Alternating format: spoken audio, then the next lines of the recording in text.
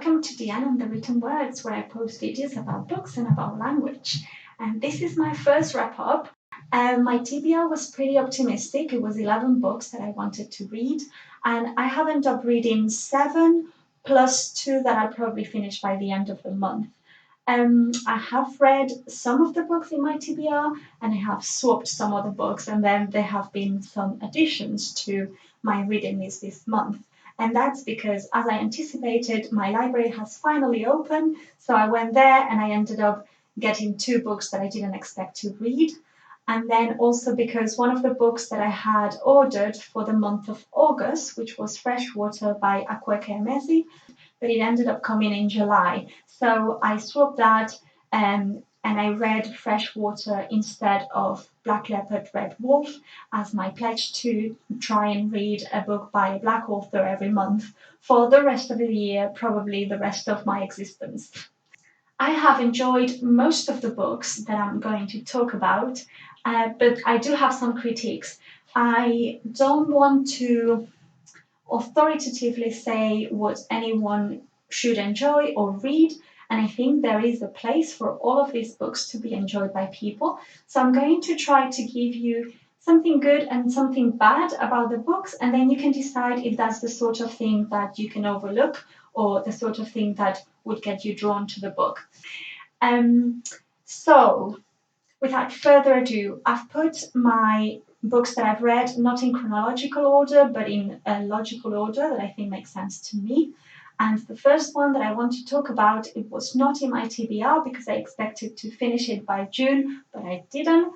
And that is The Ballad of Songbirds and Snakes by Suzanne Collins. This is the prequel of the Hunger Games trilogy, and we follow President Snow, and we get to see how the Hunger Games started and the kind of things that have changed and some of the reasons why they changed and the people that had something to do with that.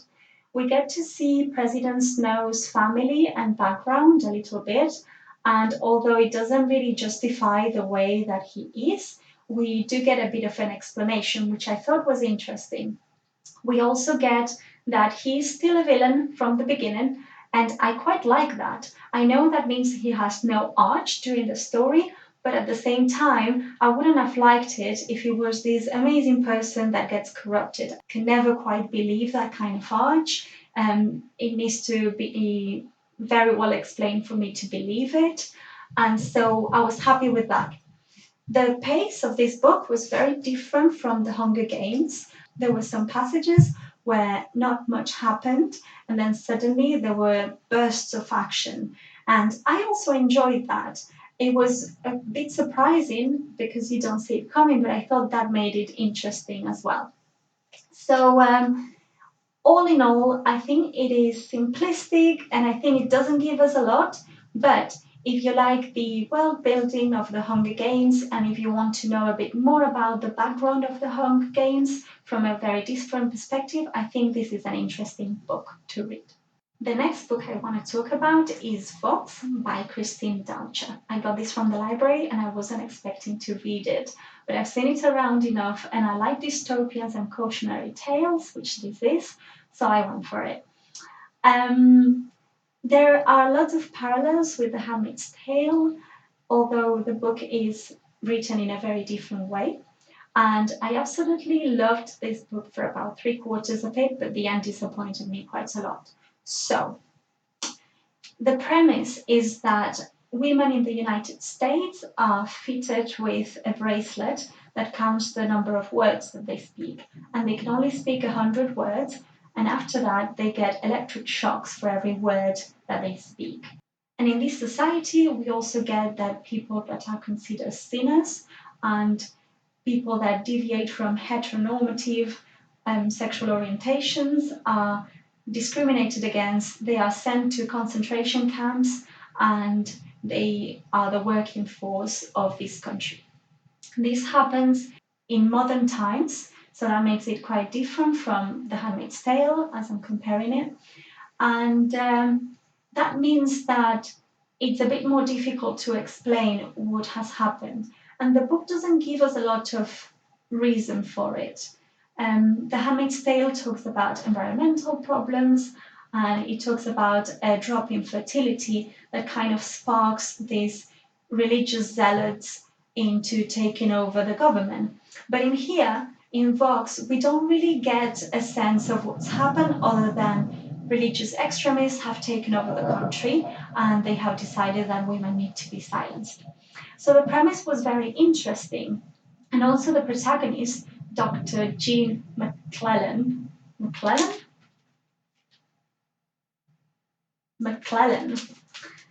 So the protagonist, Dr. Jean McClellan, is a neurolinguist, and we get to know what she does in her research, which I thought was really interesting. And there's also some twists and some things that we learn in the plot resulting from her research in the lab. I really like that. I also like the fact that she isn't this hero figure because realistically, in a society, how many people are going to be heroes and how many are going to be normal people that are trying to do the right thing? But as she says herself, a lot of the times, she's not reacting enough to the things that are happening, and then she regrets that during this plot. So I think that was compelling. I think that was something that we all have to check ourselves on, whether we're doing enough, whether we're doing enough to stay free and to get the kind of societies that we want to live in. I've seen some critiques that people expect her to be this absolute genius because she's a doctor and she is an expert in her field of neurolinguistics. But I think that comes from an outsider perspective. I think I'm a doctor and I know a lot of other doctors, not necessarily medical doctors. And if I told you what I did for a few years, it sounds really fancy. It sounds like I'm going to be this amazing, knowledgeable person. And it doesn't really work like that, I don't think. You can be a genius and a doctor, but it's such a narrow field of study that after a while you know what you're doing very well. That doesn't mean that you are going to be a good mother to your children necessarily. The ending was disappointing. I don't want to give any spoilers, but let's just say I like open endings or I like bittersweet endings because I think those are more true to life. There's not that many times in life I find that everything falls perfectly, and I think there were a lot of plot conveniences towards the end. Overall, I think it's an interesting dystopian. I think it's written in a way that's very easy to access. And so if you just like action packed dystopian, then I think this is a valid book. This month, I have been baffled by the language of two books that I read in particular. And this is the first of them. This is The Road by Cormac McCarthy. It's a book that uses no grammar, no punctuation, no apostrophes, and that kind of ties together with the overall plot and the tone of the book, where we meet a father and his son in a post apocalyptic, burnt America. They're traveling south because winter is arriving and it's getting cooler, and they're trying to survive on the road. The whole of the country has been burned down and we don't know anything else. So at the beginning, it was really difficult to follow, and I went really slowly. I don't know how long it took me. It's not even that long a book, and it doesn't have that much text, if you can see it. But it took me forever to get used to the writing style here. And then I started enjoying it more and more. And then towards the end, it also disappointed me a bit. And I think what disappointed me is that overall, we get no context, we get no backstory, and we have to imagine everything. And I'm not sure if that means that is a genius book, if you are to make this story yourself. I'll leave a card and a link in the description with Ashley from Climb the Stacks review about this book because I had the same feelings. I am not sure what this was trying to do. I did enjoy it at times, but it took me forever to get into it, and it's not an easy read. And now that we've passed the dystopian part of this wrap up, I wanted to briefly mention A Gathering of Shadows by V. Schwab. I read A Darker Shade of Magic last month, and so this month I was just continuing with the trilogy. This trilogy happens in parallel Londons that are called by their colours, and the protagonist Kel is an Antari, which means that he can travel between these different Londons. So far, I'm really enjoying it. I love the world building and I really like portal fantasies. So, this is right up my alley. And I really enjoyed that in the second book we get to know more about Lila Bard, probably the main character of the second book as opposed to Kel. But I still have a lot of questions, and so it's difficult for me to talk about this when I've only read two of the books. I have to say, though, I don't enjoy it too much when a book in a series doesn't have a clear ending. I like it when there's a plot in each of the books and then there's an overarching plot or idea or theme that is explored throughout all of the books. But this one ended up in a cliffhanger and it feels like it was very much set up to be the second book in a trilogy. So I didn't love that.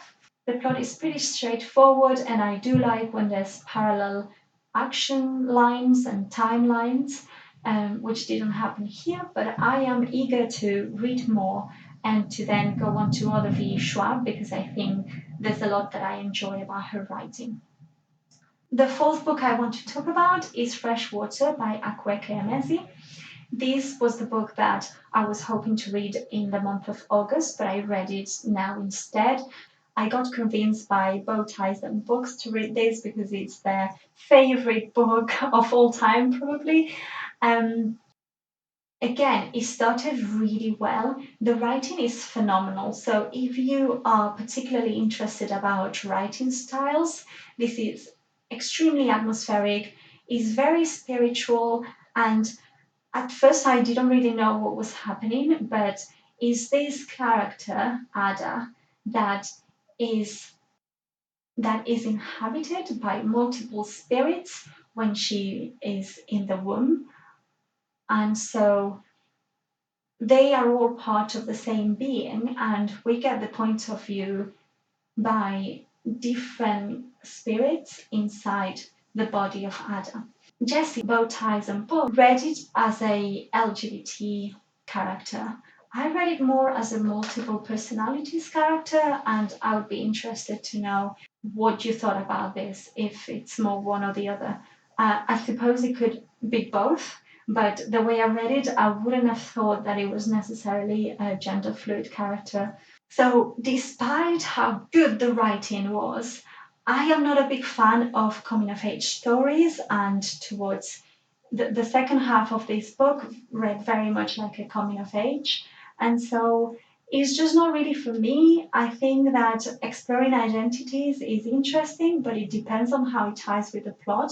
And at the end of the day, this was a teenager going to university and meeting people and seeing how they interact with each other.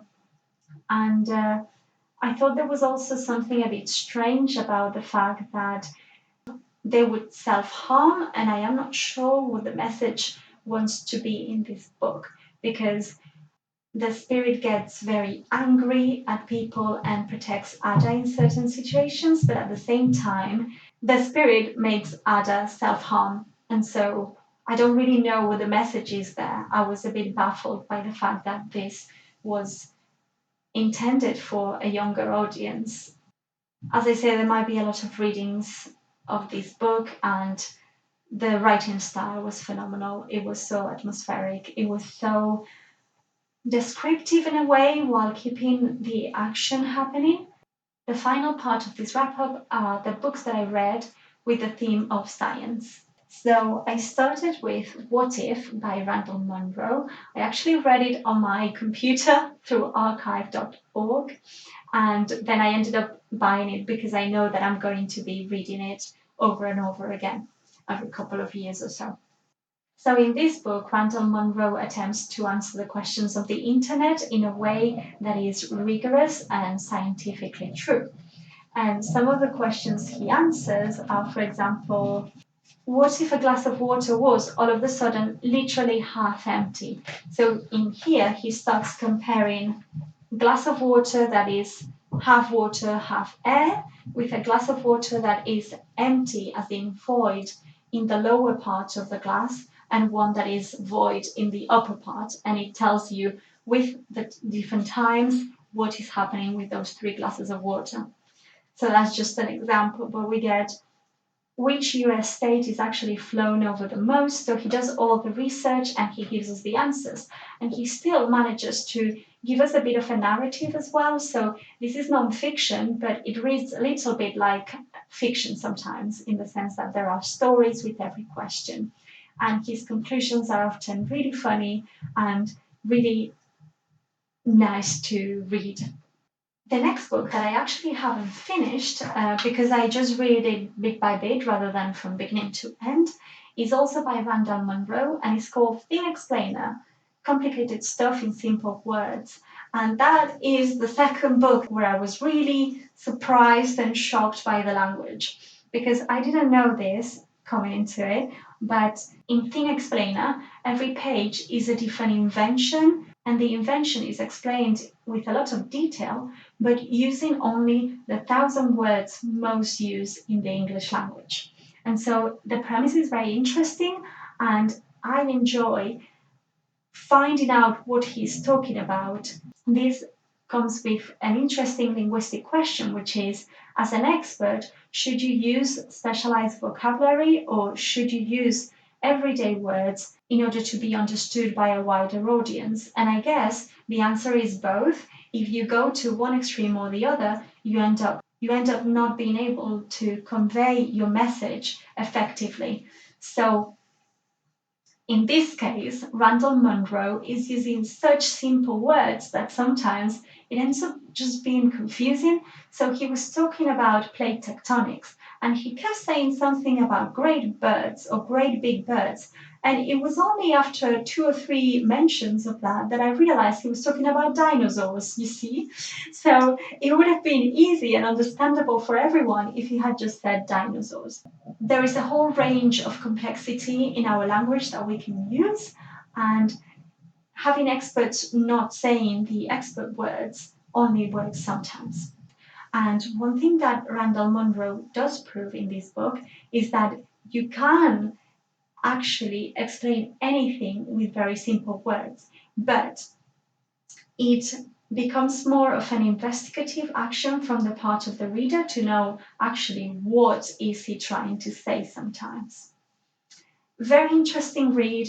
If you're into science, if you're into linguistics, I would recommend you have a look. You don't have to read the whole thing. You can just go to the ones that you're interested in. And this book is freely available in archive.org, so you can just click on it, have a look, and then move on to something else if you don't want to stay much longer. But I'd highly recommend this one. This is one of the books in my TBR, and it's called The Soul of an Octopus, A Surprising Exploration into the Wonders of Consciousness by Montgomery. I have mixed feelings about this one. I guess I have mixed feelings about all the books, which is normal for me. So I do have to say, I have enjoyed every book. It's just that I have good things and bad things to say about all of the books. So in this one, I think I had very different expectations to what this book ended up being. Because to me, subtitling the book An Exploration of the Wonders of Consciousness meant that it was going to talk a lot about what is consciousness, who are we, how do we know who we are, and how our consciousness compares to that of an octopus. But actually, most of the time, it was just talking about touching and feeling these octopuses and how octopuses have different behaviors. So I guess I was expecting something different. Now, having said that, this follows the author, Montgomery, and a group of volunteers in an aquarium. And you get this sense of deep connection between them and the octopuses. And the way that they interact is amazing. It's really emotional. I wasn't expecting it to be emotional, but it really shows in a sense, the humanity of the octopuses and how intelligent they can be, and how they have all these different personalities and behaviors, and the level of understanding that these animals can have with humans and vice versa. And we meet some experts here that work in the aquarium that can actually smell whether fish are stressed, and I think that's amazing. So there are some tidbits that I just absolutely loved. This one also reads a little bit like fiction. So if you're not too sure about going into nonfiction, it just explains some of the stories that this author has with various octopuses and related to the world of the aquarium. Um, it was really easy to follow. It is a short book, so why not? If you want to know about octopuses, this is a good one. It also draws into a very interesting idea, which is whether we as humans can understand animals and their personalities. Some experts say that we always put the human into the animal, and so we think that they have a lot more human traits that they actually do. But then there are other people that have interacted with animals a lot, and that would tell you that animals absolutely have personalities and behaviors, and they can be stressed, and they can feel sad, and they can know whether you are sad as well. So it's an interesting conversation. It touched upon it. So that's an aspect that I really enjoyed. Some of the parts that I didn't care about are where the author explains how she got into scuba diving and whether her ears hurt or gave her problems or not. I didn't really care about that. I suppose I just didn't care about the author as much. That sounds really bad, but I mean, I just wanted to know about the octopuses going into this. And the book that I'm reading right now, which I found in the library and I didn't know existed, is Animals in Translation by Temple Grandin and Catherine Johnson. Temple Grandin is a person that is amazing to me. She's in the autistic spectrum. I am super excited about Animals in Translation. I guess I'll tell you more about it next month when I've actually finished it.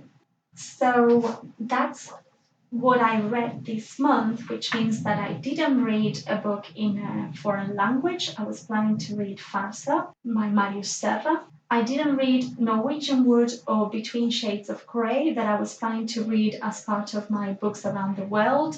I will count Freshwater as a book set in Nigeria, though. I haven't read The Immortal Life of Henrietta Lacks, which is my biggest sorrow this month, so to speak, because that's a highly anticipated book, and I will read it next month. I will probably read Black Leopard, Red Wolf soon. If I don't read it next month, I will read it soon. And I haven't read any Isaac Asimov still. And that is all I have today. Let me know in the comments what kind of things you've read, if you've read any of the books that I've talked about, and if you have drastically different opinions about them. And I will see you next time.